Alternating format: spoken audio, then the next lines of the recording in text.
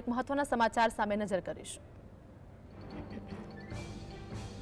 Smart city Nikol વિસ્તારમાં વગર વરસાદે પાણી ભરાયા હોય તેવું સામે આવ્યું છે। તો ગોપાલ ચોક વિસ્તારમાં ડ્રેનેજના પાણી ફરી વળ્યા હતા।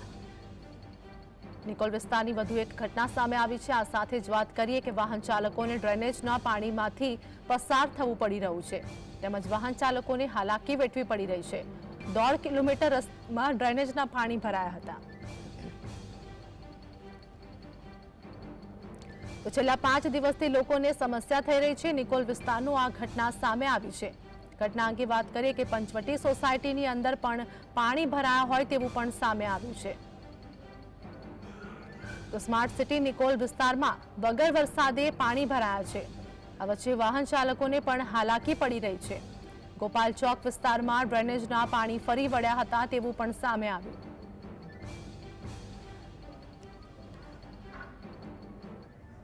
તો આજ મુદ્દે हमारे साथ हमारा सहयोगी झलक हमारे साथ लाइव जोड़े गया है। झलक, बात करिए निकोल विस्तारनी, એટલે કે વગર વરસાદે પાણી ભરાઈ ગયા છે, વાહન ચાલકોને ફરી એક વખત હાલાકી વેઠવી પડી રહી છે।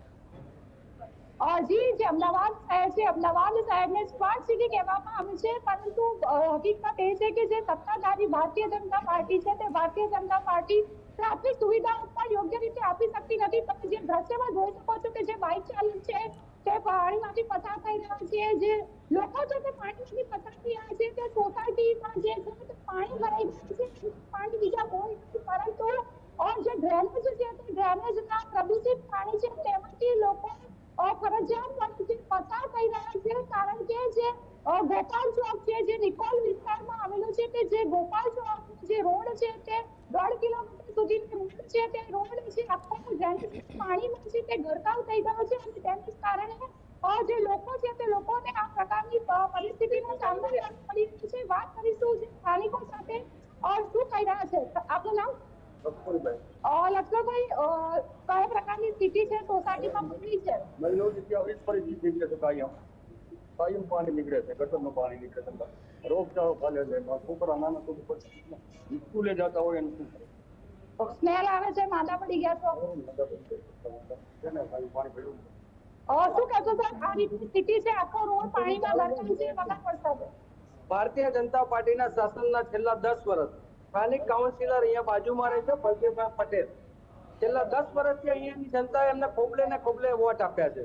એના બદલામાં ભારતીય જનતા પાર્ટીના કોર્પોરેટરો આ લોકોને ખોબલે એમના ઘરોમાં પાણી નીકળે એની ગિફ્ટ આપી છે, રિટર્ન ગિફ્ટ જેને કહેવામાં આવે।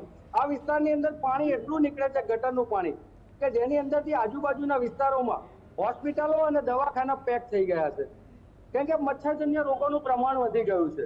કોર્પોરેટર શ્રી અને અધિકારીઓ શ્રીને વારંવાર રજૂઆત કરવા છતાં એ લોકોએ જમીનની નીચે સુઆયોજિત ભ્રષ્ટાચાર કરી છેલ્લા 10 વર્ષથી આ પરિસ્થિતિનું નિર્માણ કરવામાં કોઈ જવાબદાર હોય તો એ ભારતીય જનતા પાર્ટી છે। તમે શું કહેશો, કઈ રીતની હાલાકી પડી રહી છે?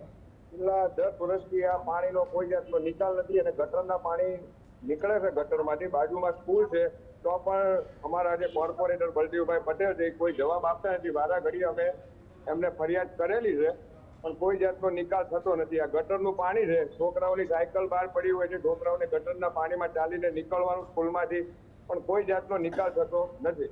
તમે શું કહેશો, સ્માર્ટ સિટીની વાતો કરે છે તંત્ર, ભારતીય જનતા પાર્ટી, તમને કઈ રીતની સ્થિતિ લાગી રહી છે? સ્માર્ટ સિટી તો અમે લાગતું નથી અમને, કારણ કે 10 વર્ષથી આ જ પોઝિશન છે। જો કેનાલનું કામ ચાલુ કરેલું છે એ બંધ કરી દીધું, એ બંધ કર્યું તો એની પહેલા આ કન્વર્ટ કરવું જોઈએ ને પાણી, તો એને હિસાબે આ બધું પાણી અહીંયા રોડ ઉપર નીકળે છે। ચોમાસામાં પણ આ જ પરિસ્થિતિ થાય છે, બધા ચેનલ વાળા આવે છે, ટોટલ બધા મીડિયા ઉપર આવે છે, અને દર વર્ષનો રેકોર્ડ તમે જોઈ લો, 10 વર્ષથી રેકોર્ડ જોઈ લો, આ જ પોઝિશન છે।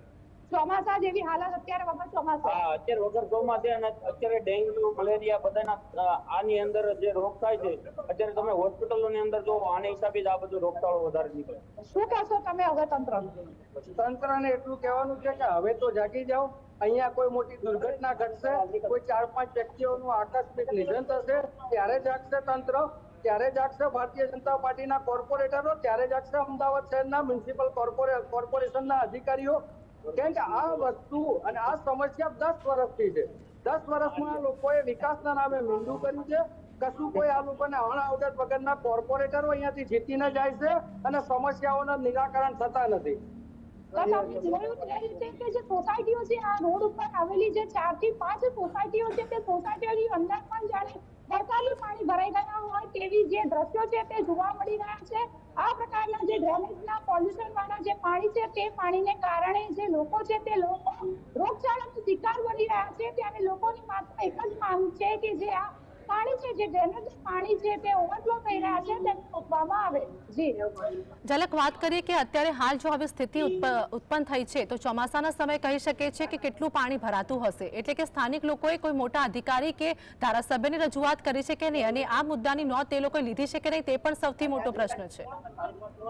જી ચોક્કસ ચોમાસામાં તો જે નિકોલ વિસ્તાર છે તો નિકોલ વિસ્તાર સમગ્ર નિકોલ જે દેશમાં ફેરવાઈ ગયું હતું તેવા દ્રશ્યો પણ જે આપણે જોયા હતા, પરંતુ તે વરસાદનું પાણી હતું। હવે જે પાણી છે તે ડ્રેનેજ પાણી જોવા મળી રહ્યા છે। છેલ્લા કેટલાક દિવસોથી જે નિકોલ વિસ્તારમાં જે ડ્રેનેજનું પાણી છે તે ફરી વળ્યું છે અને તેને જ કારણે જે લોકો છે તે લોકોને હાલાકીનો સામનો કરવો પડી રહ્યો છે। લોકોએ આપણી સાથે વાત કરી તે મુજબ અનેક વખત રજૂઆત કરવામાં આવી છે, પરંતુ કોર્પોરેટરો કે અધિકારીઓ દ્વારા તેનો કોઈ ઉકેલ કરવામાં આવ્યો નથી।